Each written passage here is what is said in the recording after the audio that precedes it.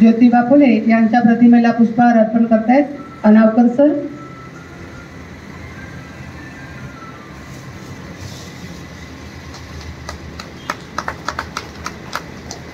पहिल्या स्त्री शिक्षिका सावित्रीबाई फुले यांच्या प्रतिमेला पुष्पहार अर्पण करतायत पाताडे सर.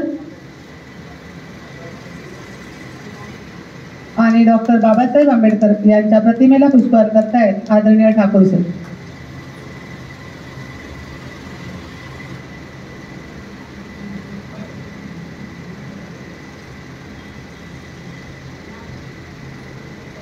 सर्व मान्यवरांना विनंती आहे